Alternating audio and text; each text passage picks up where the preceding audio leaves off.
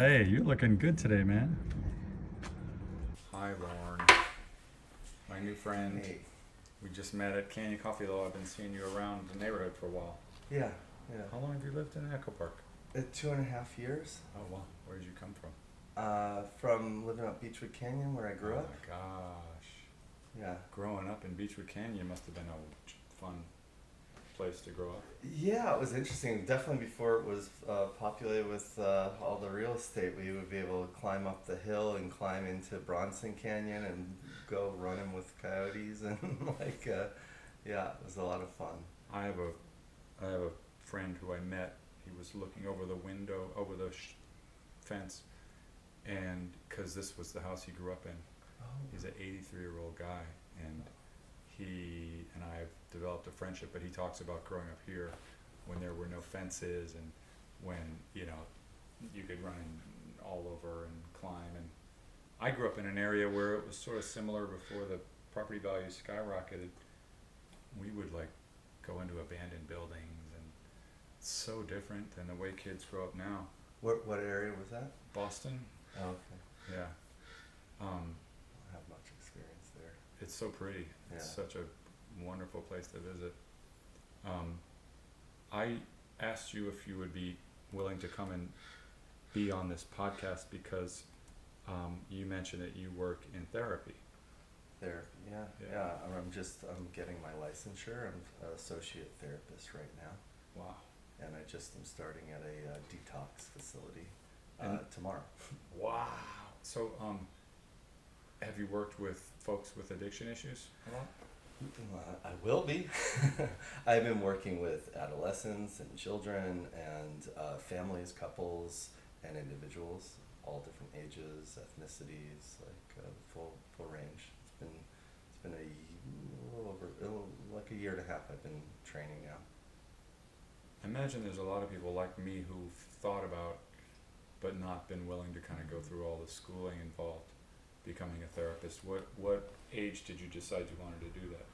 So I think I told you I was a monk for Nope. nearly 15 years. I did not know that. Okay. Yeah, so I was living as a renunciate for almost 15 years, and I was 4 years out of the country. 3 years I wasn't spending money in the end, and when I came back to the country, I was like, for some time I was being guided to reintegrate and not be so far out. And I needed a vocation. I kind of connected with a therapist who knew me my whole life, and he was like, "Oh, this would be great, but you'd be great at this." And I hadn't finished undergraduate, and so I had to go back to undergraduate for 2 years, and then graduate school for 2 years. And yeah, it's hard. I mean, definitely, I'm 49 years old. I'll be 50 this year, and I think going to school later in life, I had greater values for it's not just about the information; it's about the skills of organizing yourself and time management.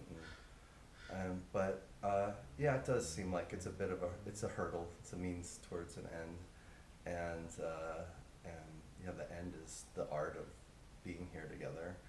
And societally getting that conventional recognition and being part of an ethical body, I think that was why I didn't just become a life coach or a meditation teacher, is that there's a different level of ethic and consideration that goes into that commitment to going to school and putting in those hours and yeah, being part of a licensed profession.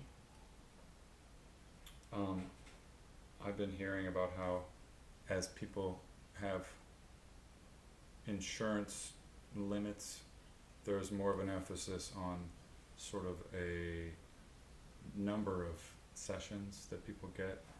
I don't know whether that's true or I'm just overhearing things. I haven't worked with insurance yet, but but that I think is what the insurance they want you to give a diagnosis. If there isn't a clear diagnosis, they're not going to give money for it, and then they want a treatment plan that has a clear process, and after every couple of weeks or whatever you have to go and apply for longer if it needs to be extended. And yeah, a lot of therapists work in private practice, and they'll give you, like, I have a private practice, and I'll give a bill that you pay, and then you can send it to your insurance company. But because it's a lot of extra work for actually often less pay to work with the insurers. Kind of interesting that, I mean, so many things in our culture have changed so fast that we're feeling, we have like a, I feel like politically we have kind of like a rebound or a reaction or blowback, but it's so cool that like more people are open to having therapy. Well, especially in this town. Yeah, but yeah, in general, I think, I mean, I think it was in the 90s, the Congress came up with laws that were making insurance companies having to provide for mental health, and the government was backing like mental health. I think that happened in the late 90s, and that was, I think that was a turning point in cultural acceptance of that. In The Sopranos. Oh yeah, The Sopranos.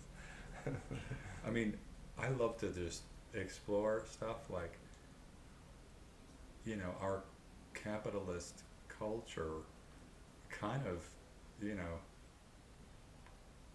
nurtures mental health problems.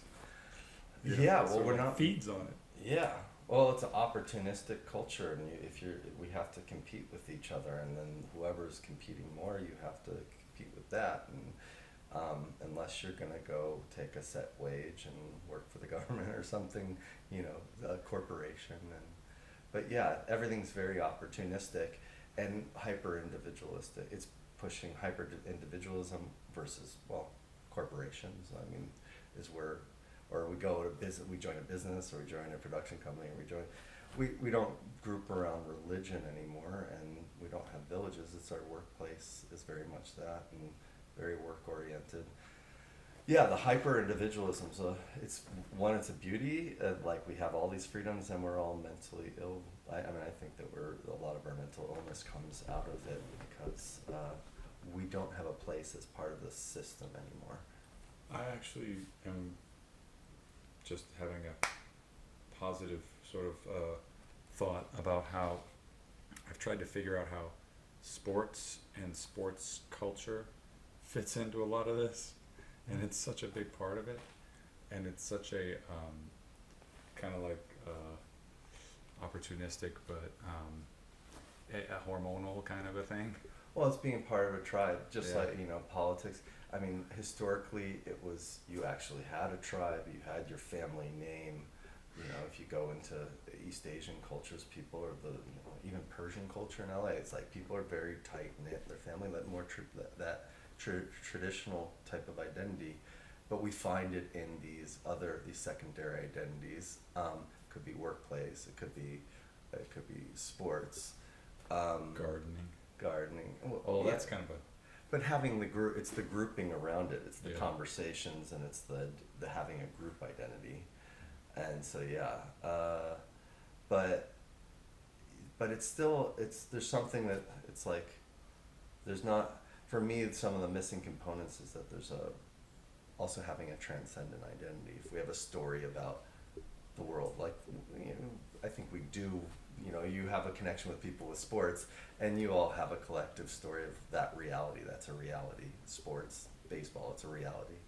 But having like a narrative of what it is to be a human, what is this all about? You know, or historically, religion, you know, fulfilled that. We're postmodernists now. We're all coming up with it, but we all have to figure it out. You know, and then we have to figure out, my language is different than your language, my meaning making is different than yours, and it's very complicated, and it becomes very isolating. Yeah, I mean, I sometimes feel like the reason I landed in this area, and I feel like despite struggles, I feel connected to this area is because I feel like I see what I saw growing up watching TV, believe it or not. Like, and this is one of the things I wanted to ask you about, what you kind of like about living in Echo Park. I learned that the movie studios that made the old westerns I used to watch are right over the other hill there, Yeah. and the sets that they would recreate were probably views around here that they lived around, and that's what I sort of saw in movies and TV. The history, well, so the historical Entertainment, geography. yeah, like the landscape Yeah. of not just the old westerns, Yeah. but like even the TV shows. No, but the history of this place, that you have a connection to history through the show. I feel like yeah. I'm living in the set of Yeah. the TV world I grew up in. It resonates for your Yeah. childhood. Yeah. I mean, that's one thing, but you've lived.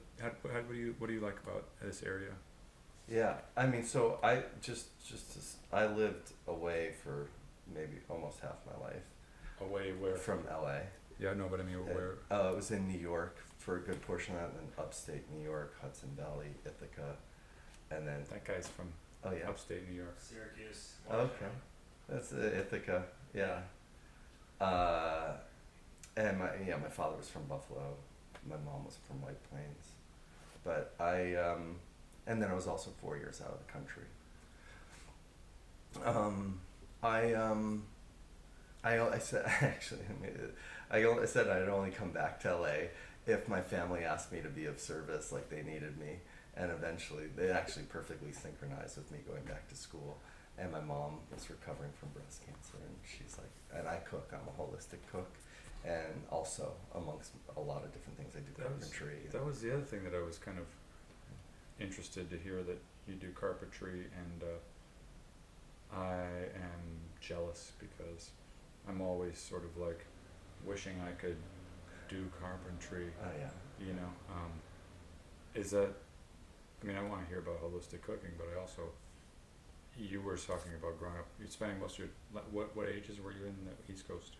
So I first lived on the East Coast in the early '90s for a couple of years, then came back to LA, had my run at in being a filmmaker and also a photographer. My father was a director, and so I was pursuing that for a bit, and I'm still kind of a little unrequited in that. But then I went back in 2000. And I was in New York City and Brooklyn from 2000 to 2006. Then I moved upstate 2006, moved up to Ithaca 2009, and then 2013 left the country and came back to New York in 2017. Was the outside of the U.S. the monk study? Yeah. I was a monk. I know from 2003 to 2017 was really my renunciation.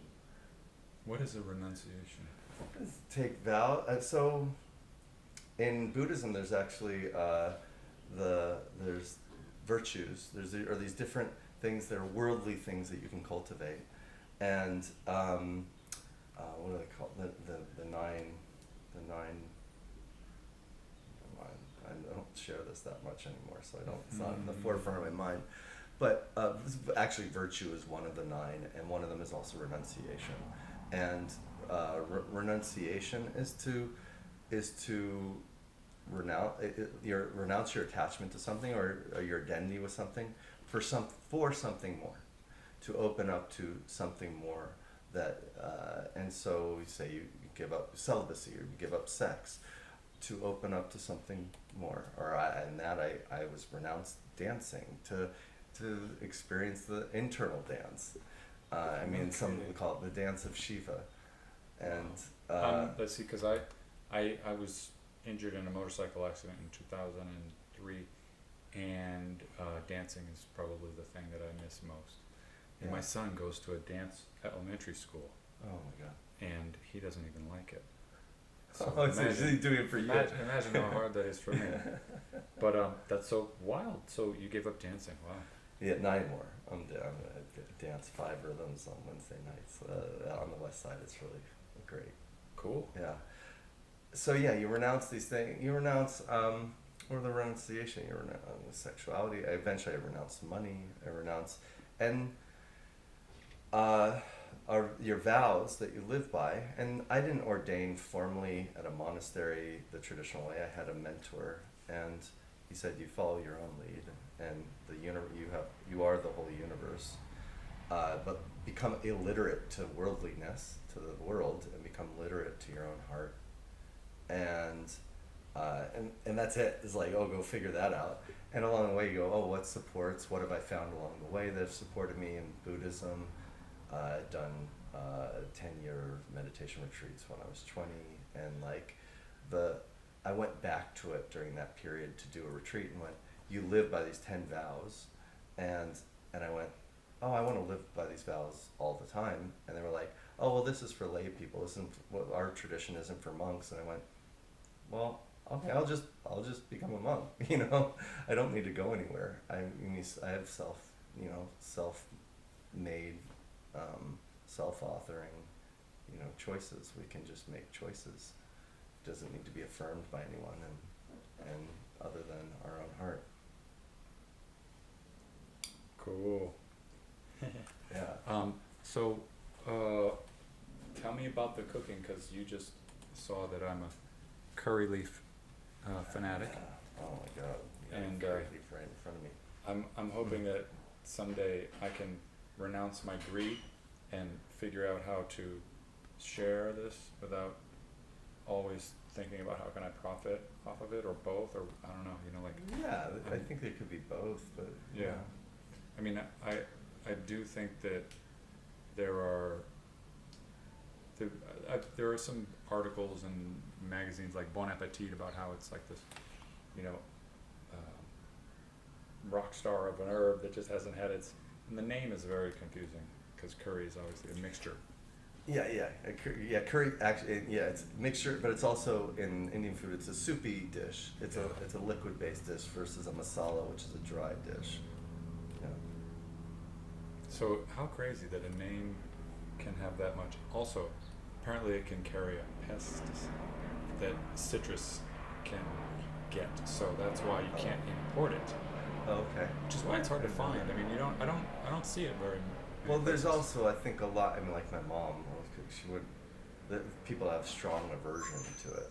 It's like cilantro or something. Yeah. It's like, no, that's a foreign smell. Yeah.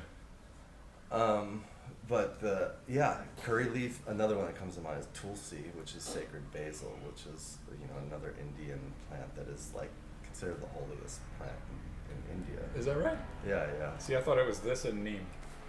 I don't know. Yeah, I'm just like, neem. The medicinal qualities, and it's probably maybe the most used, but tulsi is the holy. It's the holiest. I have to.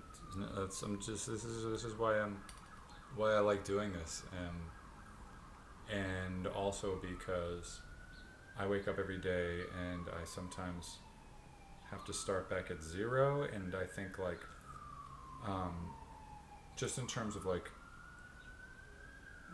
where my mind is, and I'm sort of exploring whether like podcasts and spending time and just recording in general is an interesting thing. Yeah. There were people who would never allow themselves to be photographed in the old days, and I totally understand that. Yeah. Well, there's something kind of nice about the long form nature of this, and the intentionality. The intentionality changes the vibe. But you could have what I'm saying is that you could have told me Tulsi, and I would have been like, what was that thing? You know what I mean? Oh yeah. And I'm a big believer in this, and I really want to learn about Tulsi. So you cook also? Yeah, I mean, I do a very basic thing where I just put a bunch of curry leaf into a pressure cooker with chicken, and I eat the bones and the bone marrow, which I find to be like another thing that it's almost a crime that more people don't eat, because like we're throwing away all this vital nutrition, dense, super dense nutrition. Some of the best, and if we're gonna eat animals, lamb is also. I was vegetarian, and like my mentor said, "This is your food," and he introduced me to lamb curry, and he was Indian, and he was like, and I was like, yeah, I'm never not gonna be a lamb eater again. My mom used to call me a sweet lamb, and I love lamb because it is kind of sweet, you know. Yeah. Love to cook. Like, what are some of the things that you said holistic cooking? Maybe you could just. Yeah, well, holistic cooking is cooking more for digestion than for taste. But I mean, it should all be encompassed. But then there's the macrobiotic sense, which is like cooking in season. Like the plums. Yeah, yeah, eating foods that are in season when they're in season, and then making ferments and. I'm so interested in ferments. Like, I know it's not that hard, but for some reason it feels. Yeah, it's another thing. Yeah. Yeah, I've actually lost a lot of my cooking acumen as I was focused on school, and I was also living with my mom, who she had a very limited food palate and didn't want me cooking anything that smelled like curry. Is that curry? And it was like, no, that's ginger. But no. And then I was in school, and I lost a lot of that. So I'm very minimalist when it comes to my food preparation. But I used to, like, 45 minutes have a 3 or 4 course meal and have a lentil and a vegetable and a salad. And, Making me hungry. yeah, make parathas like every day for breakfast. And What did you handmade call it? parathas. Parathas? Parathas are flatbread, but stuffed flat. You can make them plain, but you make them plain. You eat them with something else, but you fill them with like potato filling, like samosa type of filling, or you could do cauliflower filling, gobi paratha. Cauliflower was that thing that I only understood when I was making Indian food with my girlfriend, and it was just like the perfect food to flavor and season. Yeah. You know. Oh yeah, it really takes in the flavors. Yeah, it's great. Roast cauliflower is really great. What carpentry are you? I heard you say you were helping your friend. Oh, he's that's got just one project. he's been I think he's been in Echo Park for like maybe 11 years in this house, and he's got just like your little hut back there, which maybe was a garage. He also has one that he's decked out into a tiki bar that is like 6 years he's been detailing this thing out. It's like more than the Pirates of the Caribbean. It's so detailed. And then he hand makes these lamps and hand carved like totem type of tiki things, and so yeah, he was trying to figure out how to make this lamp for some art show that he's gonna donate to a raffle for saving turtles or something. Huh. I have a friend in the neighborhood who just got the whole tiki cave thing going Yeah, on. yeah, you were telling me. It's amazing.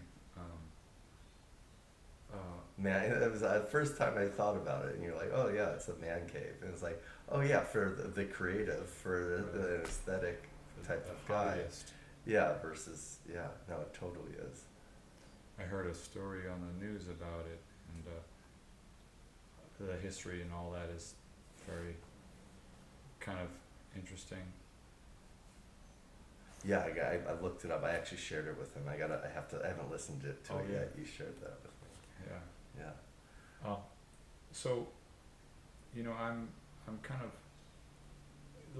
interested in local issues. Obviously, one of our big issues around here is the cost of housing and homelessness and drug dependent problems. You're about to step into a major, intense situation with your work. Oh, with my work, yeah, for sure. Yeah, locally I haven't come across it that much. I mean, It's I gotten moved better. here right after they cleared out the park. Yeah. And I don't know if I would have moved to the area if it was the way it was before. Yeah. And it's very, you asked me before, I never answered how it's been in Echo Park. Very different experience of living in LA. Because I live right next to the park, like just up the stairs, and having this big public space, which is, there's not that many places in LA like that. And then also having like neighbors where we have a shared fence line, we have the same landlord, and talk to each other over the fence like it's a sitcom, you know. It's it's a totally different feel of living in LA than I've experienced growing up in the hills. A lot of times you say hi to people and people don't even look at you, you know. Yeah. Was it Laurel Canyon or Beechwood Canyon that had the great music scene? It was Laurel Canyon. Laurel It was Canyon. famous for all those different Yeah, things. Credence Clearwater and what else was there? Everybody Yeah. at one point or another. Yeah, But yeah, then the again, Doors and yeah. Then again, everybody was here too. There's so much amazing history of artists living here in Echo Park. yeah. Yeah, have you been paying attention to national politics? And I don't want to get into like, anybody's. I do. I mean, views. I've listened to it. I probably listen to it more than I'd like to, but I don't mind. I don't have that much I don't have emotional charge around it. I just go, oh, this is so interesting. It's so interesting, like how our system is and how precarious it is, and how all these things, they don't seem that important in the big scheme of things, yet they're really important if you're living really in this system in the present moment and you're invested in it. Yeah. I mean, it's that tribe thing, and I'm it's one of these things where when it's over, it's not like your life immediately changes drastically, but people are so like charged up in the lead up. Yeah. I think part of it is that we don't have religion. Most of there's a lot of secularism, and people find the religion in politics when they don't have, and they don't have transcendent narratives, and so then you lean into what you do have, which is is pragmatism, utilitarianism, and logic, rational. But yeah, I think that's where I kind of I dance a little bit with that, but it's like, wait, there's that, and there's oneness. There's all this complexity and chaos that we're all navigating, and there's also a sense of oneness, and what leads us to our awareness that's in oneness. And the way I describe it is like, these are all realities: political reality, sports reality. They're all the realities that are maps of meaning that we share with each other, we affirm with each other, that we fight for in each other. And then there's existence, and existence is the source, the ocean that we're pulling up the information out of. And existence is, most of us live in reality and we're not fully in existence, because it's constantly just we're mining existence to feed our maps. And as we get older, we get better and better at that. Yet our maps get more and more rigid. But drop, and I think a lot of people move into psychedelics because they get rigid and they want to loosen up their reality and touch the ground of existence again. But existence is here all the time. It's just can we open up our grip from a closed fist to an open fist on my identity, on my reality, on what's here right now, and start to use even language. Like right now, I feel my legs crossed. I feel kind of relaxed. The air temperature almost feels like the same temperature inside my body as outside. And start to name the things that we're with as they're arising, which is a vulnerable state. I mean, I think that's mostly, I try to share people and lead people to that.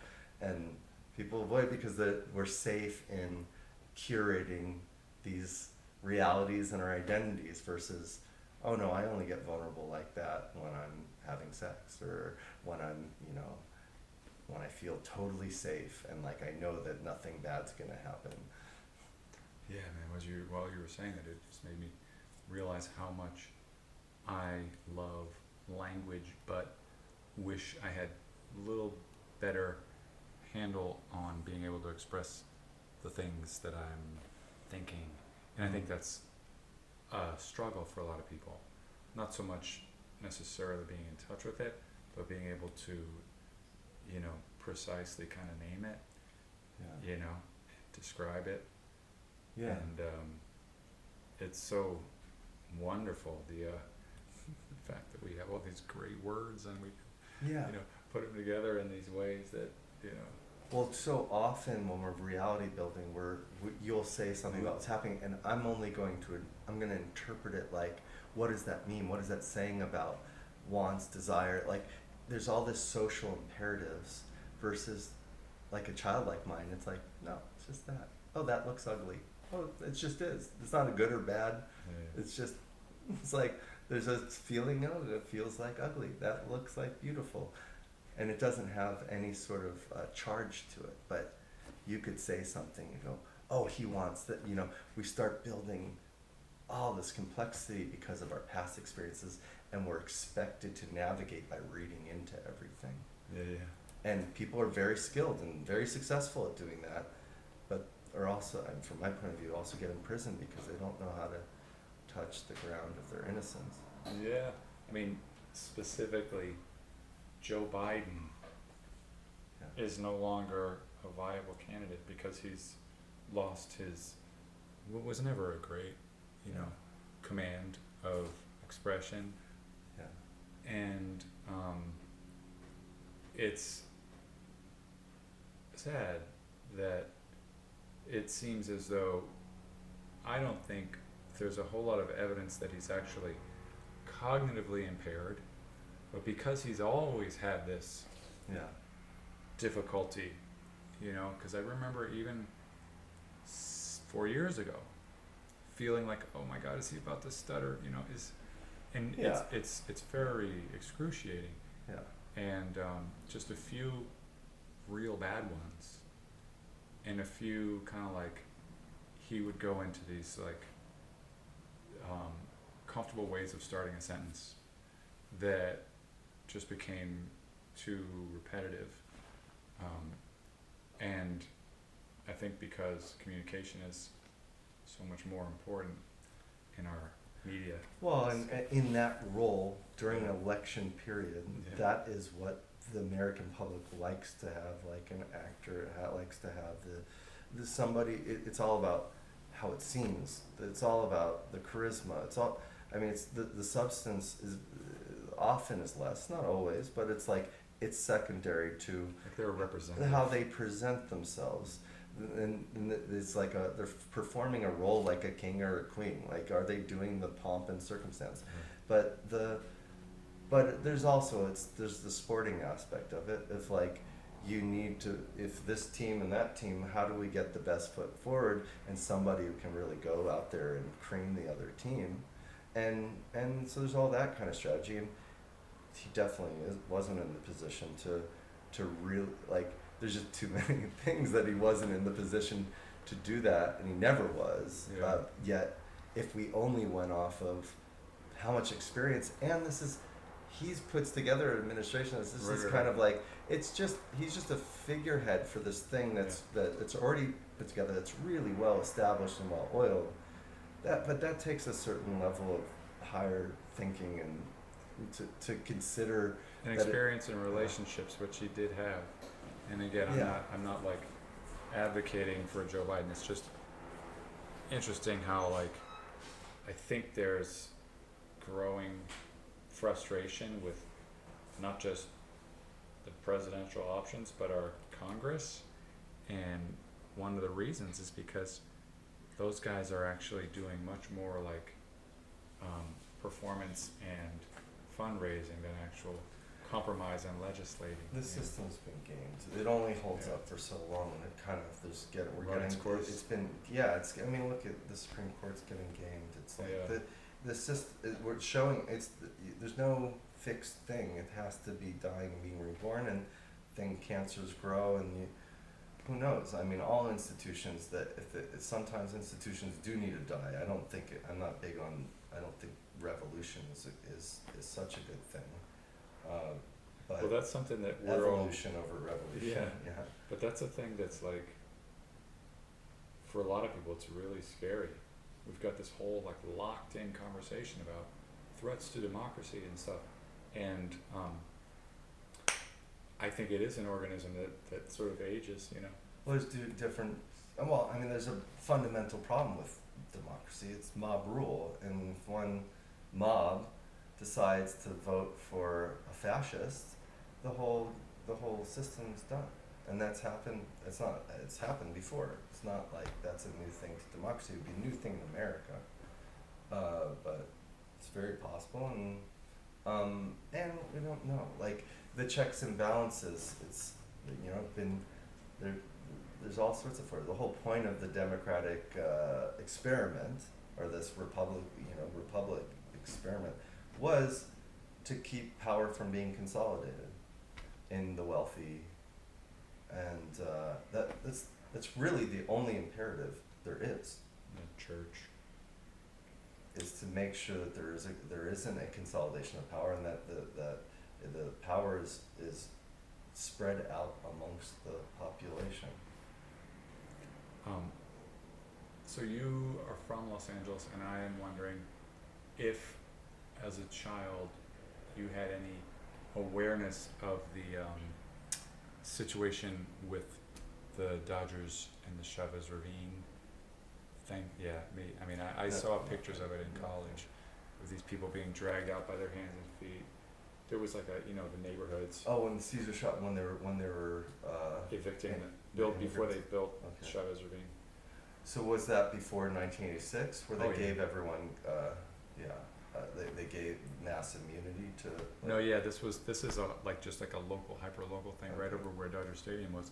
There was this weird little neighborhood in Elysian Park that a lot of people weren't even aware of, because it was like, it was part of the city. They had like building permits, but there was like, the streets weren't really paved.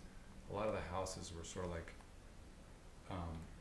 Shanty homes. yeah, and it was in the middle of this park with all these hills, and people would have to like walk on walking paths to get in and out, and And what did So- what did you say they did? They pulled people into ravines? well, no, they were gonna build public housing, and to do that, they had to buy up, give people market value for their houses, and they were offered, first place on the list when they returned and stuff. But then there were some people who resisted, and This is like squatters, or like Yeah. kind of like that. and Homesteading. yeah, and the way that the sort of Red Scare around communism Mm-hmm. played out, that project, after everybody had been removed, was sort of branded as communist.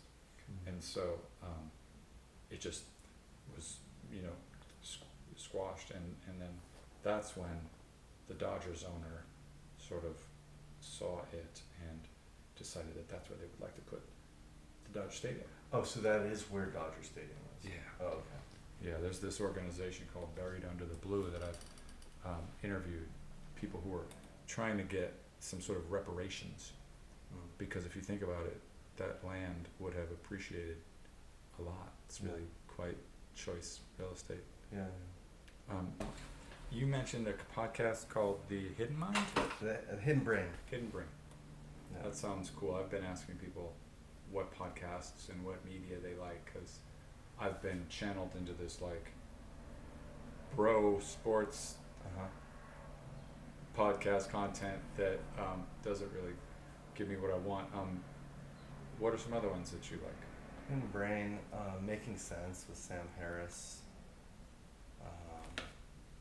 I listen to Daily, New York Times Daily. I love, what's it called? On Fridays, there's, Left, Right, and Center? no, I don't know.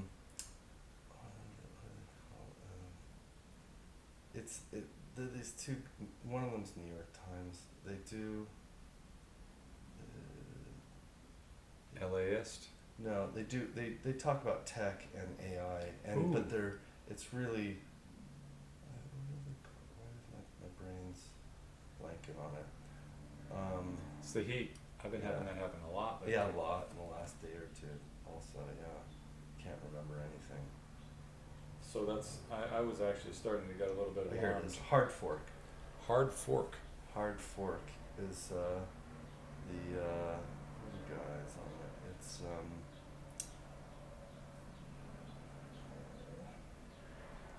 put out by New York Times.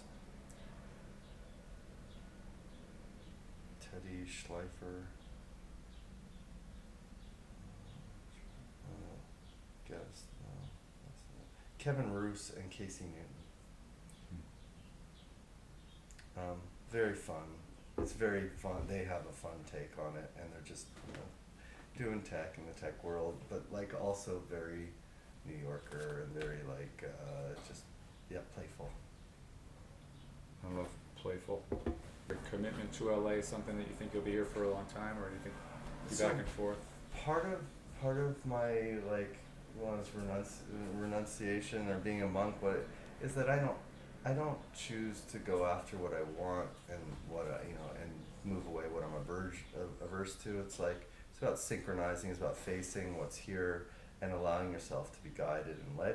And you could be guided and led from the inside or from the outside, but is it out of a place of want and aversion, or is it coming from a place of playfulness, curiosity, exploration, open-heartedness? And there's many times I go, I don't want to be in LA. There's a lot of things that I have a lot of past here, and a lot of like the car culture and the separateness. There's a lot of great things too, but I'm here. I'm a year away from getting my license, and so until I get that, there's no real option. I have to stay in California. But yeah, I don't know. I don't know where I'll end up. It's about how things synchronize. And in LA, I looked for the last couple of years for a place in Venice, and but I have rent control, so it's like it's kind of it's like golden handcuffs. Yeah. There's going to be a gigantic push to create more housing, specifically, and I like to get people's thoughts on this and maybe have them somehow organically contribute to the push between here and downtown on Sunset Boulevard. Mm-hmm. There's like a lot of I've seen this. space for development. There's a couple of new buildings. Like There are. That one. There's one that's been The there cheese for- grater. Yeah, ugly thing. Yeah, and the thing that I'm trying to figure out how to get the Echo Park Neighborhood Council to help with is that wouldn't it be neat if the city intentionally kind of like built more density with less car parking and more public transit options, and Yeah, that's tough. I mean, I just don't. I can't imagine. I mean, I've had friends that moved here and not use cars, and it's a real burden. it is. Like I'll have a friend that the friendship ended because they would go, oh no, I'll ride my bike, but then afterward you're not gonna ride your bike home, Yeah. and then I'm gonna drive and it's too much. But It's I mean, the thing about that location yeah. is that it is so close to downtown and Echo Park. For sure, but how much then jobs are there that are local jobs that then you don't have to go? I mean, I just was talking to somebody, maybe it was you were talking about going to the beach. Imagine your job's out in Santa Monica. It's Yeah. like, you want to do that every day? Yeah. No. They are building a train line under Wilshire Uh-huh. Boulevard. Yeah, Which will be I've interesting. seen and over in Beverly Hills, the at La Cienega, there's a new one that's going to be opening. Yeah. The train is a whole different experience than the bus. Like I've taken the Gold Line. Oh no, yeah, for sure. The bus is brutal. No, the bus system's always been terrible. No, I took it growing up, and you spend sometimes 2 hours waiting for a bus Yeah. to go to the valley. You spend half a day just to get to your destination. Yeah. And it's like, no, you can't do it. And it's very hard to live and survive locally in this town. It's like, it's part of the system. And it's part of what I don't like about the system. I mean, there's people I know go on dates it's on the west side. No, I don't go east of 405. And it's like, oh, so, yeah, but you expect me to come out there? Like, what's that? I mean, and versus mutual. And I do have some friend. I have a friend that lives in Hollywood. His girlfriend's in Culver City, and they go back and forth. But yeah, geography's a real thing in the city, and the traffic. It didn't used to be before 2000. Traffic. That's why I left in 2000, and it was the traffic was population really came in. The development really came in right around then, and now And it's prices 7 days just- a week. It's Mhm. it was never that. 7 days a week, you go in every direction. There's traffic. Yeah. Yeah. What else should we talk about? Well, we can go back to therapy and I'm getting a lot out of it. I love it. I love knowing about it because I had a therapist for a long time who I loved dearly, and he was an kind of long-time Silver Lake guy who a lot of people loved. When his daughter went to college or got a job, they moved downtown, and he was hit by a car and died. And it was one of these USC students, rich USC students, he drag as a racing. pedestrian. He was. But I don't know why I threw my thing there, Therapy. but yeah, I mean, anyway, I the reason I brought it up was just because like that whole thing about like, at what point can you feel like you've looked backwards enough to try to let go and start to move forward? You know, it's a tough balance. Well, for me, the grounding point is now. The universal application is now.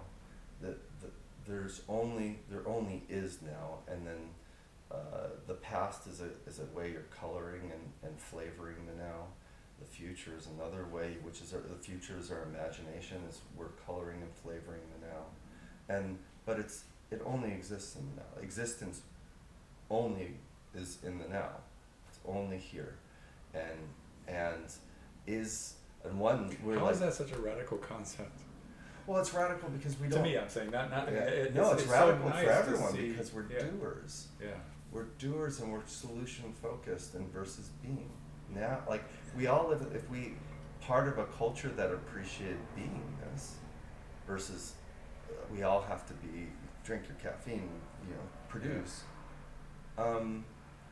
There is that downtime isn't appreciated in being, and then you have to compete out there. If you're compete in Olympic sports, you gotta constantly stay at the top of your game, or else you fall behind. Yeah. And we don't have, and now it's greater and greater struggle. Like we had a generation of boomers that had it better than ever in the history of mankind, and that became the norm. Right. And now, whatever they got, it's like the scraps are left over. And so being able to rest, I mean, partly I became a monk because I realized if I had a lease and I had a rent, I couldn't totally be here right now. I'm beholden to all these future things. And that was partly why I became a homeless yogi monk, was to go, no, I don't have so many responsibilities that I can't untie to, that I can't do this, and this is what's calling me. And to be completely here now, I have to not have future responsibilities. I was just listening to that show Marketplace. Yeah. It always makes me nervous. And they're talking about, bonds and 10-year bonds, and it's just like, fuck, man. Everything's related to, how are you, whether or not your retirement and everything is, Yeah.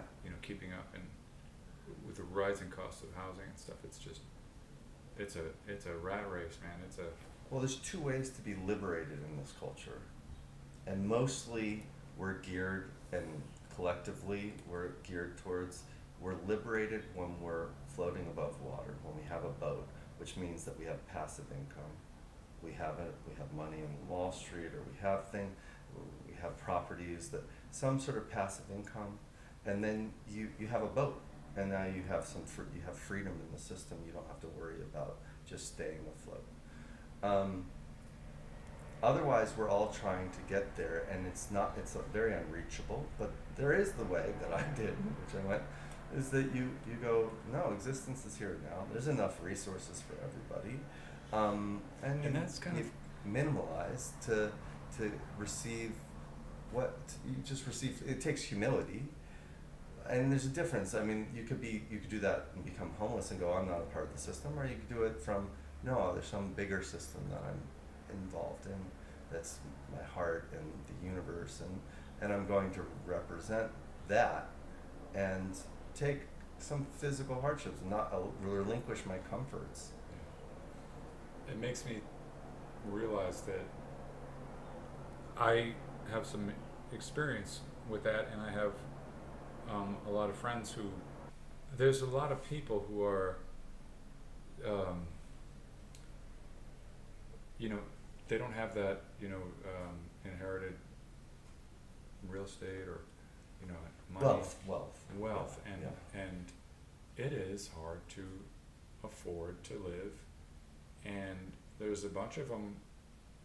Something about the way I said that makes me feel weird, but there are a lot of people who probably it's not that apparent that they don't have a physical property like a apartment, Mm-hmm.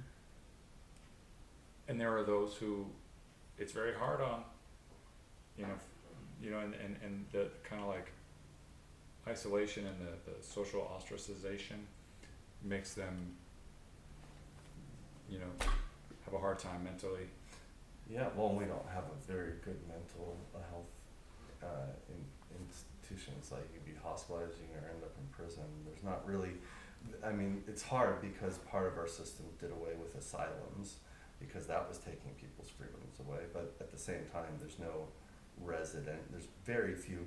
Like, I'm going into detox and there's a lot of facilities for substance abuse because there's money from people who have money that will pay for facilities.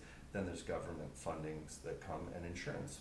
It's a very clear function of a residential facility. But I've only found 2 or 3 places in LA that are for acute mental illness. There is not that many places for people to go, and so they end up on the streets. And that makes it worse. Yeah. I mean, all these compounding health problems, Yeah. and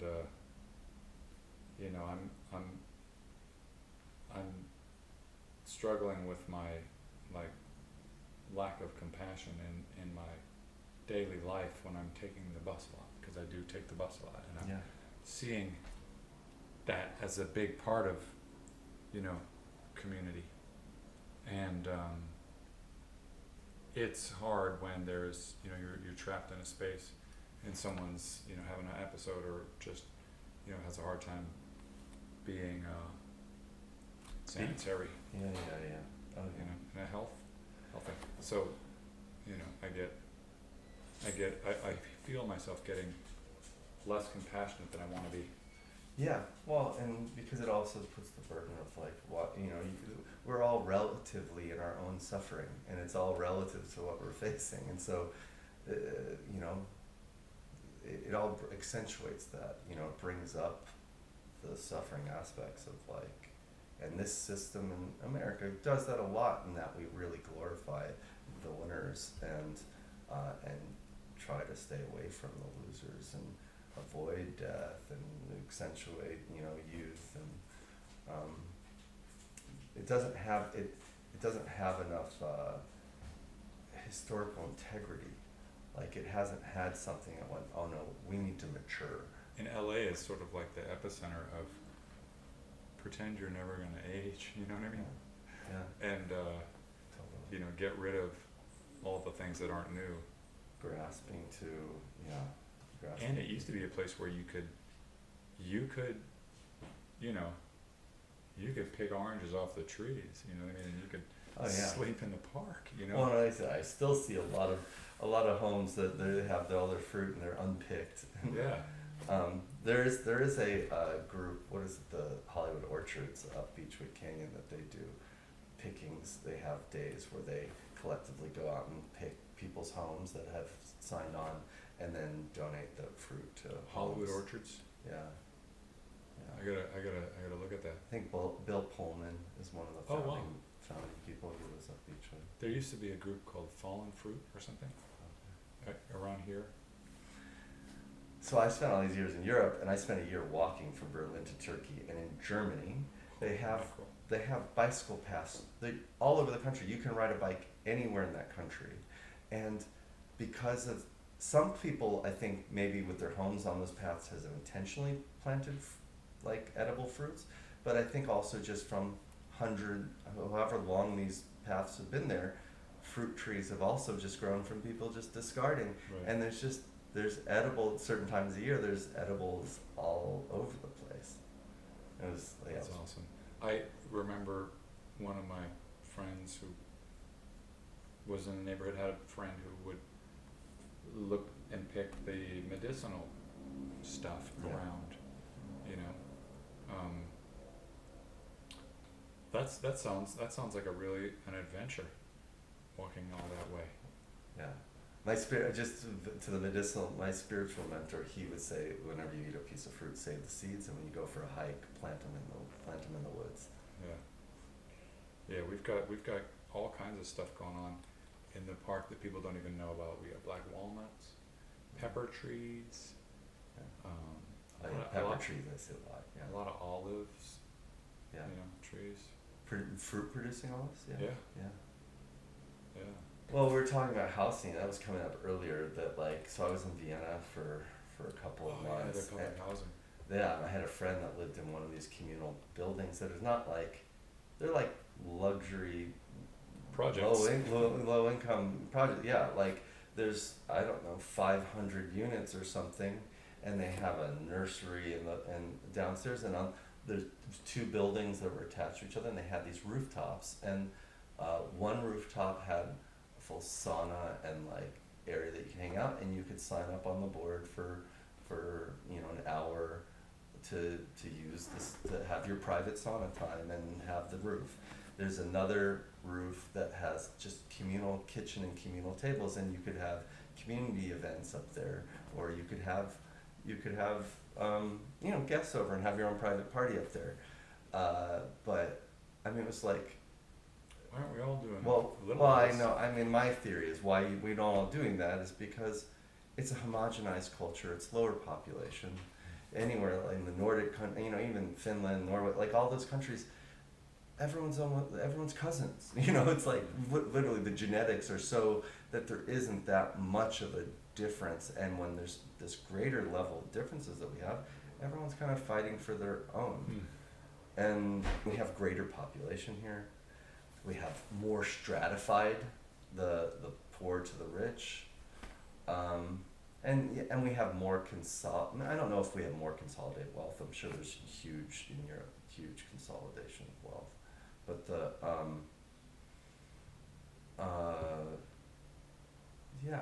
it's hard. It's hard. And we also have this foundation in America that every generation is like going F you, the last generation.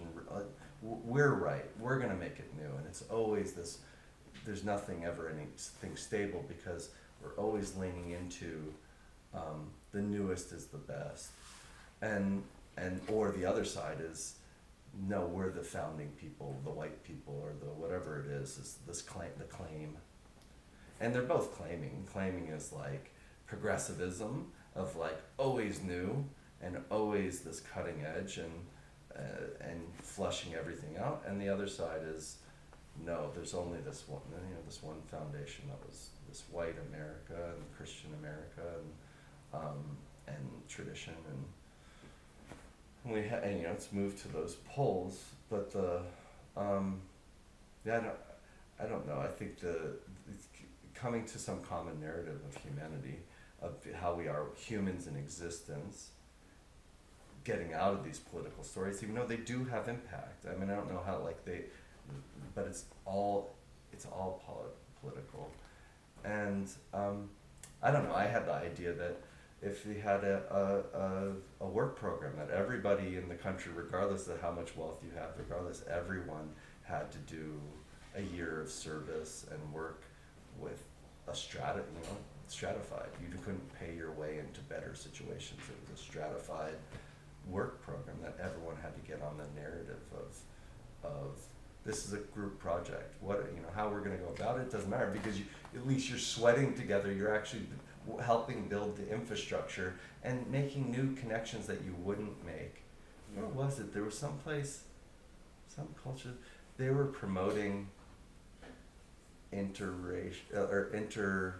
racial and ethnic marriages, like trying to actually promote. I think it was Brazil, that I don't remember. I heard That sounds about. like Brazil. Yeah, where there's actually benefits and actually and that the government promotes having these diversity to having crossover. Huh. I mean, that's what's frustrating to me about living here is that I see so many, like, low-hanging fruit of simple quality of life things like we've got overfilled trash that just sits there, you know, and trees that are just growing in all these crazy ways that people are just let snip, it snip, go. snip. You know what I mean? Like I could do that, and Yeah. I actually do that sometimes. I go out and like I'll dig out the drain when there's like a bunch of sand that's collected and the water won't go down, and it creates, like that thing that you describe. I think we all kind of want it. Yeah. Yeah, I mean, I think, well, And yeah, we're gonna have to well, figure unless, out- except for the people that already have it, they already have that sense of community in their own bubble. Hmm. They don't want to be forced out of it because they've already found that, I mean, It's and not that's so much- there's power in that. It's not even so much that I think you would have to force anything. No. If you just made it something that you could do without worrying about getting sued, you know what I mean? Well, yeah, the litigic aspect, but it was, yeah, there was, but I think, so I heard someone telling us last week about, that was what, there was a real problem with young men somewhere, what was the 30s or 40s or whatever, that doing crimes and doing really radical stuff, and that's when like all these programs, the Boy Scouts and the Boy Scouts was one of them. They listed like 5 different things that the nonprofits that were government funded that were about giving some values, bringing some values that are more civic values. Yeah. We don't. I mean, there's no civics. What civics do we have? There's not like. Yeah. Well, that's sort of what I'm searching for, because we got this big party coming up in 2028 with the Olympics, and on our current course, I don't see us being ready, Ready in what way? There's talk about having it be kind of like a car-free Olympics, where people are getting to all the events by, public transit. Even just like having it be not an embarrassment in terms of like the sidewalk accessibility. Like for me, I'm driving in the street. Yeah. If you ever notice, because the sidewalks are just so Oh, crazy. terrible. Oh, Yeah. they're terrible. Well, and the streets are pretty terrible too. They are, yeah. Yeah. That kind of stuff. Yeah. The dirtiness. I've been hearing that Paris is looking really good, and I wonder how they did it. Obviously they had. Well, it's a historical museum in some regards. It's really kept, and it's got a lot of money, and it's the Tourism government. is a big thing. Yeah, the government also preserves it, but we don't have. This city is.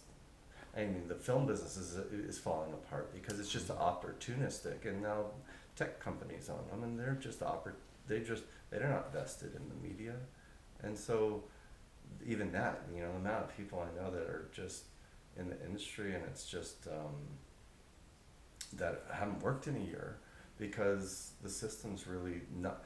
These companies that were vested in making content, regardless, because that's the people running these businesses.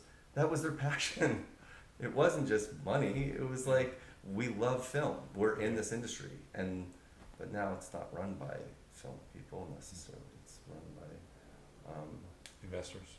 and corporate. There's the shareholder, but there's the corporations that are the profit. Well, and that's a whole other topic. B Corps and all the shareholders But all the anti-monopoly laws, I think that was what the whole point of monopoly laws, and they haven't been really been executed for a long time. Isn't it amazing how like laws are one thing, but then the implementation, a whole nother thing. There's no law. You can have all the laws you want without execution. Right. You need an executive that's, you need police officers, you need lawyers, you need you need attorneys. That are enforcing it, and the system's bought, and there's a lot of I always say it's not the land of opportunity. It's the land of opportunism, because whatever you can get away with goes. And over time, the amount of wealth that's accumulated and the amount of the system that's biased is, and I don't know how you change that. It's like grassroots. How do you can't force it back into a grassroots system unless it breaks. I think you just nailed it. Well, this is fun. Yeah, just to put one last thing Yeah, on top of yeah. that. That's why my solution is one person to one person, because all those things are way too complex. So therapists, you change the world, make it a better pace, each relationship at a time. Yeah. You know, that's real for my childlike heart and mind. Yeah, no, I mean that's that sort of like that's where the connection actually is alive. Where it feels like existence, not just our maps and trying to. You're working on a very meta level. Yeah, you mean when you're not? When you're not, when Yeah. we're not, it's just it's Yeah. just you and me right now. Yeah, This is all of existence right now. Yeah, you know what's so funny about that is that my dad was blind, so I'm sort of grappling with how he connected without being able to look at you. You know what I mean? He was blind from birth? Or? No. So it's something that he developed as an adolescent. Yeah. So he developed these ways of coping and pretending that he wasn't blind, and he went blind slowly. Mm. So it's a kind of like an effort to pretend that he wasn't blind. Okay. So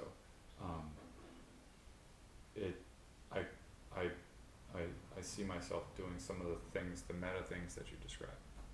We all do. Yeah.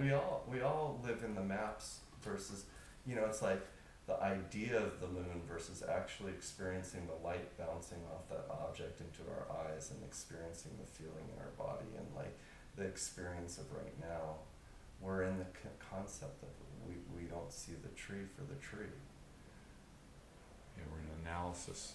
Yeah, and you can actually experience, and the thing is, when you can let go of self-observing concept self-observing concept tree, you can become tree. Like, you can be tree. We're not separate from anything. And the mind, the human mind, is at a level of attunement that it actually can attune to a level of being treeness versus I-ness. And like with anything, we can attune to sunness. And there are tribes that have done that, and people take psychedelics and feel it for an instant, but the matter is, we can all have that capacity. It's a matter of what we're investing in. I'm subscribed to this level of analysis of existence. No, you got it. I mean, like, I think you've found a good occupation or whatever you call it, profession, because when you describe it, I lock in and I'm there. You know what I mean? Yeah. And I think that's amazing. Well, so there's describing it, which is the conceptual, and then it's like, and then experience it. Maybe we could play another time and do a live recorded session of dropping into existence together. Let's do it.